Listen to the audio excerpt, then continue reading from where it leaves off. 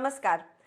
15 जून को गालवान घाटी में जो हिंसक झड़प हुई है भारतीय सेना और चीन के बीच, उससे एलएसी पर तनाव लगातार बढ़ा हुआ है और इस बढ़ते तनाव को देख देश भर में चीन के प्रति आक्रोश भी बढ़ रहा है और एक सुर में लोग चीन का बहिष्कार करो, चाइना के एप्स और प्रोडक्ट्स को बॉयकॉट करो, ऐसे नारे लगा रहे हैं। इस बीच सरकार भी इसी बात पर अब फोकस कर रही है, इसी बात पर जोर देने लगी है कि हम अपनी क्षमता कैसे बढ़ाएं और चाइना पर निर्भरता कैसे कम करें।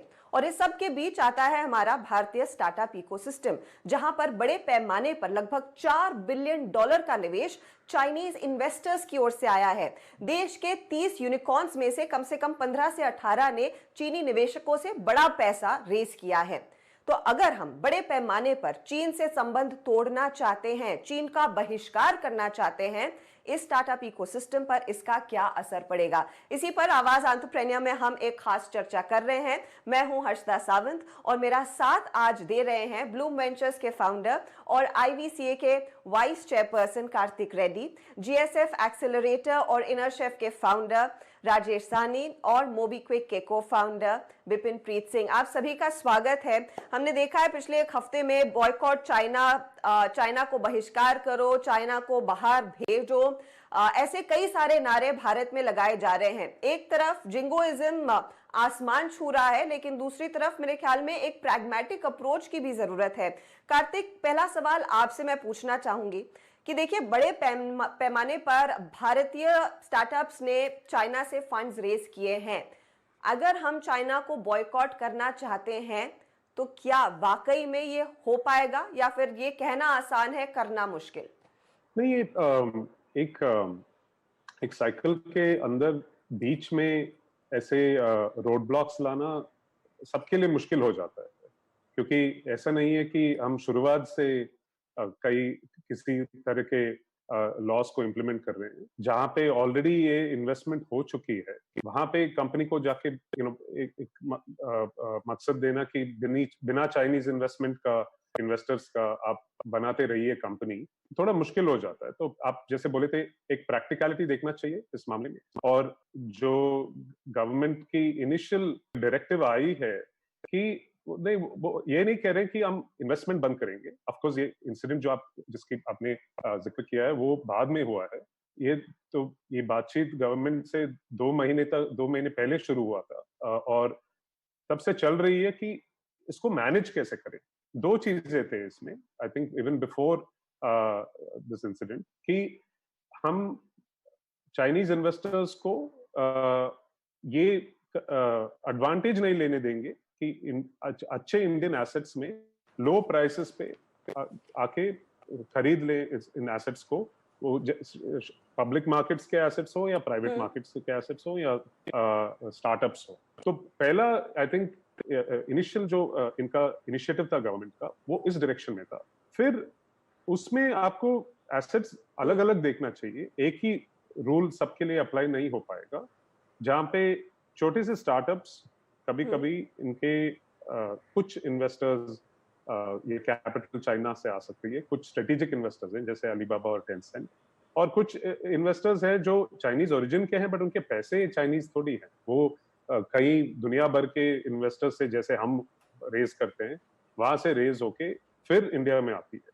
तो इंटरनेशनल इन्वेस्टर्स को अगर आप ओपन आर्म्स, खुले हाथ इनवाइट कर रहे हैं, तो ये छोटे छोटे डिटेल्स में अगर आप फंस जाएंगे, हाई क्वालिटी मनी को ब्लॉक कर देंगे। तो हम गवर्नमेंट को ये रिप्रेजेंटेशन दिया है कि हम ऑब्वियसली फुली सपोर्टिव ऑफ जो भी इंडियन गवर्नमेंट चाहती है, बट ऐसे क्लैरिटी दे हमें कि कौन सा कैपिटल कहाँ कितने परसेंटेज ऑफ कंपनी को खरीद सकती है। ओके, तो क्लैरिटी की मांग आपने सरकार के सामने रखी है। राजेश, इस पर मैं आपकी राय लेना चाहूंगी, क्योंकि देखिए, आपका एक्सेलरेटर कई कंपनियों को बैक करते आया है, आपने कई स्टार्टअप से बात की है, ऑफ लेट गाइड भी कर रहे हैं।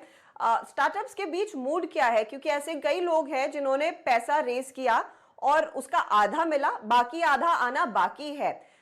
इस तरह की स्थिति में एक स्टार्टअप फाउंडर तो दुविधा में फंस ही जाएगा कि मेरे आगे के निवेश का क्या होगा, मेरे आगे के स्केल प्लान का क्या होगा। आप किस तरह की क्लैरिटी चाहेंगे? क्या आपको लगता है कि चाइना से संबंध तोड़ना आसान है? देखिए, we are living in an interconnected world where जहाँ पे चाइना ने पिछले 15-20 साल में बहुत अच्छी प्रोग्रेस करी है टेक्नोलॉजी में। एंड एज यू सेड कि उन्होंने $4 बिलियन इंडियन स्टार्टअप इकोसिस्टम में पिछले 5 साल में लगाया है।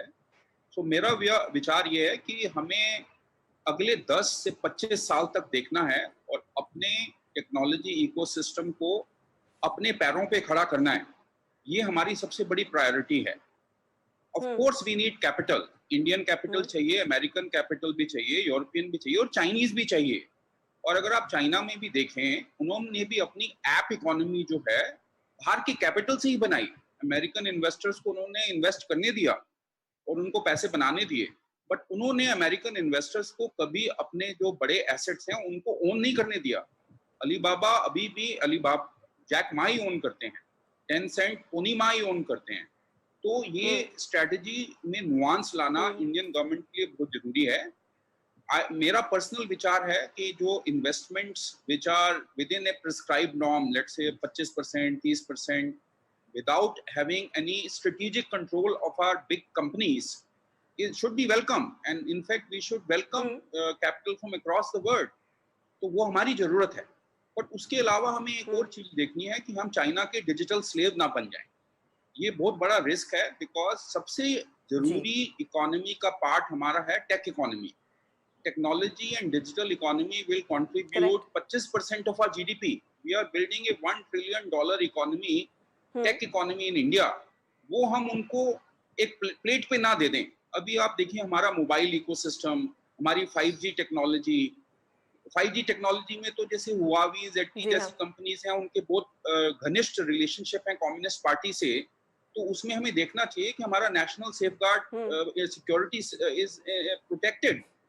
देन मोबाइल में देखिए अभी 90% कंपोनेंट्स चाइना से आ रहे हैं। ये बहुत बड़ा रिस्क है हमारी सप्लाई चेन पे। हमें एक अपॉर्चुनिटी मिल रही है कि हम एक ऑल्टरनेट सप्लाई चेन चाइना की बनाए मोबाइल पार्ट्स के लिए। Future will belong to digital world, and उसको हम एक प्लेटर पे चाइना को दे रहे हैं, वो तो भी फेयर नहीं है।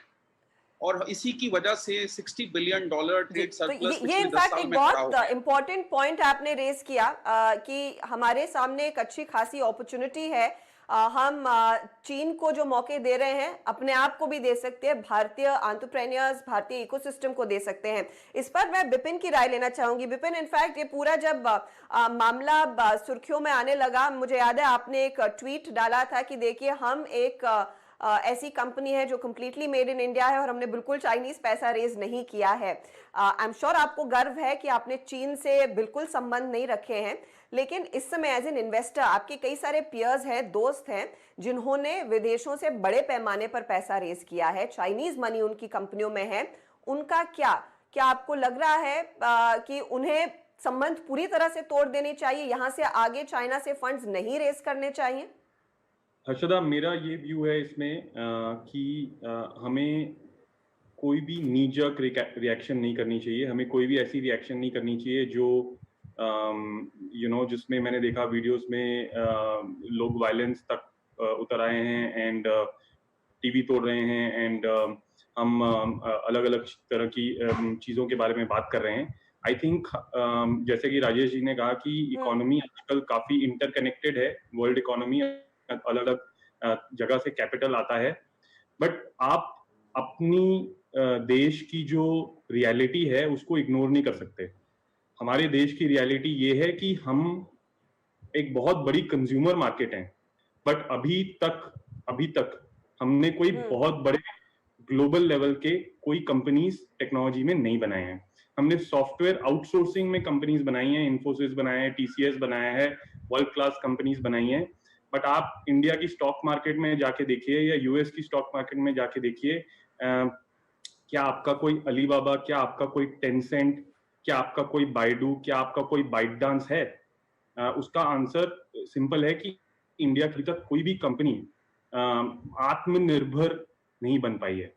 तो आत्मनिर्भर नहीं बन पाई है। हमने लिबरलाइजेशन 90s में शुरू किया था, अभी 20-25 साल होने लगे हैं, तो हम दूसरे एक्सट्रीम में नहीं जा सकते। हम अपनी मार्केट, एंड ये सिर्फ चाइना के स्पेसिफिक नहीं है, ये आई थिंक अदर मार्केट्स के जो बड़े बड़े प्लेयर्स हैं, जैसे यूएस के बड़े बड़े प्लेयर्स हैं, उनके लिए उनके हिसाब से भी रेलेवेंट है कि आप आपके देश की जो नंबर 1 टेक कंपनीज होंगी हर फील्ड में, क्या वो रियली इंडियन कंपनीज हैं, या वो रिमोट कंट्रोल द्वारा माइनॉरिटी हो या मेजॉरिटी ओनरशिप हो, वो रिमोट कंट्रोल द्वारा दूसरे देशों से चलाई जा रही है।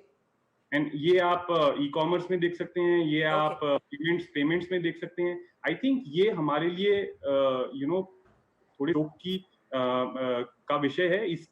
इसके रेलेवेंस में मैंने ये ट्वीट किया था कि आप इंडिया की इतनी बड़ी डिजिटल पेमेंट्स मार्केट है, प्रधानमंत्री ने पिछले 5 साल से इतना फोकस किया है कि डिजिटल पेमेंट्स इंडिया में अडॉप्ट होने वाली है। क्यों ऐसा है कि मोबीक्विक अकेली एक ऐसी कंपनी है जो इंडियन रन है, इंडियन ओन्ड है और मार्केट में अभी खड़ी है, और बाकी सब कंपनीज किसी ना किसी फॉरेन एंटिटी की रिप्रेजेंटेटिव हैं। इन अ वे उनकी एक एंटिटी है जो कि इंडिया में। मैं इस पर कार्तिक की राय चाहूंगी। कार्तिक, ये जो बाकी कंपनियां हैं, बिपिन इज बीइंग पोलाइट, वो नाम नहीं ले रहे हैं, पेटीएम ने बहुत बड़ा पैसा हमने देखा है अलीबाबा से रेस किया हुआ है, एंड फाइनेंशियल से रेस किया है, जोमैटो का बड़ा निवेश चाइनीज कंपनी से आता है।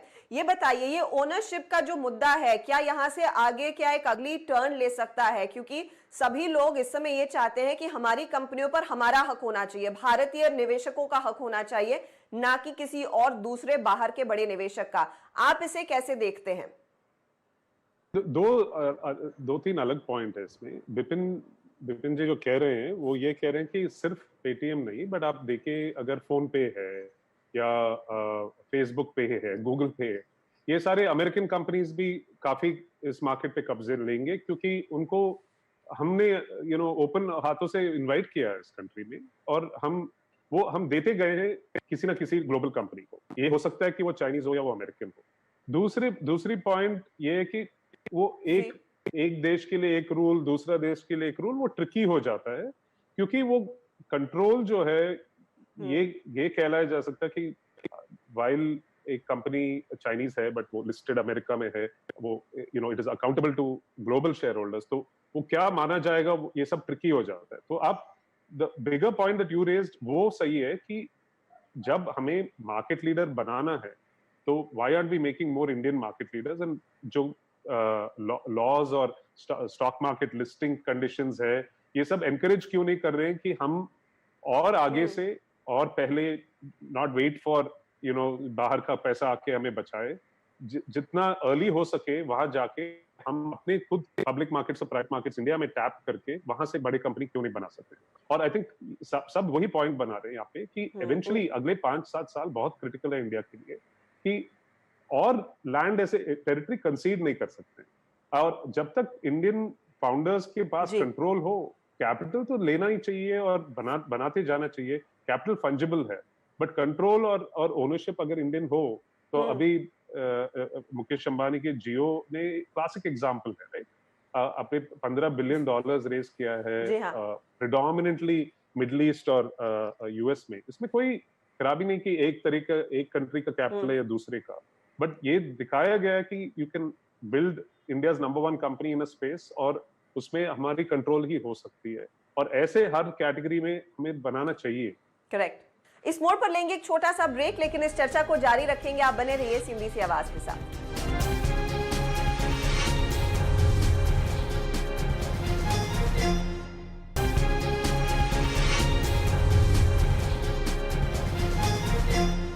Welcome back. आप देख रहे हैं आवाज एंटरप्रेन्योर, और आज हम चर्चा कर रहे हैं कि क्या हम चाइनीज पैसे को गुड बाय गुड लक कह सकते हैं, और इसका इंपैक्ट स्टार्टअप इकोसिस्टम पर क्या रहेगा। मेरे साथ इस चर्चा में हैं ब्लूम वेंचर्स के कार्तिक रेड्डी, जीएसएफ एक्सेलरेटर के राजेश साहनी और मोबीक्विक के को-फाउंडर बिपिन प्रीत सिंह। ठीक है, हम इस समय कह रहे हैं कि आप एक ऐसा प्लेइंग फील्ड बनाएं भारत में कि ज्यादा से ज्यादा भारतीय कंपनियां ग्रो हो सके। कुछ ब्यूरोक्रेटिक रीजंस रहे हैं, वो हम अब तक नहीं कर पाए हैं, कई सारी चीजें अटकी हुई हैं पाइपलाइन में, रेड टेप में। इस समय मौका हाथ में है, क्या वो आप कदम उठाना चाहेंगे या फिर सरकार की ओर से देखना चाहेंगे, ताकि हम वो तगड़ी ओनरशिप और तगड़ा कॉन्फिडेंस इंडियन एंटरप्रेन्योर्स में इस समय इनकलकेट करें कि आगे अब सरकार आपके साथ है, आप जो करना चाहें करें। वो क्या मेजर हो सकता है? देखिए, एक बहुत बड़ी अपॉर्चुनिटी है इंडियन टेक्नोलॉजी, उसको ना आप कंपेयर करिए कि हवाई जहाज है जो टरमैक पे आ गया, अभी उड़ा भी नहीं है, वो उड़ना चालू करेगा तो किस तरह का कमाल करेगा वो अगले 10-20 साल में दिखेगा हमें। तो अभी तो कहानी शुरू हुई है, एंड इस कहानी की शुरुआत में हमें एक अपॉर्चुनिटी मिल रही है, क्योंकि चाइना के खिलाफ बहुत आक्रोश है पूरी दुनिया भर में।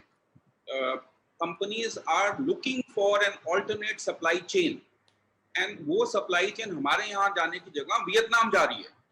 हमारी सरकार को बहुत ही जागरूक होके अपने एंटरप्रेन्योर्स के साथ एक इकोसिस्टम बनाना पड़ेगा, जिसमें वो सप्लाई चेन का लार्ज हिस्सा इंडिया में बने, और वो एंटरप्रेन्योर और सरकार की पार्टनरशिप से ही बन सकता है। वो सरकार अकेली नहीं कर सकती और एंटरप्रेन्योर्स अकेले नहीं कर सकते।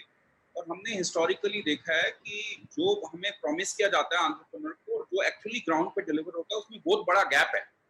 उस गैप को अगर हम प्लग कर दें तो हम एक 10 ट्रिलियन इकोनॉमी जो जनरेट हो रही है, हार्डवेयर की, सॉफ्टवेयर की, डिजिटल गुड्स की, उस इकोनॉमी में हम बहुत बड़े हिस्सेदार बन सकते हैं इस कंट्री में।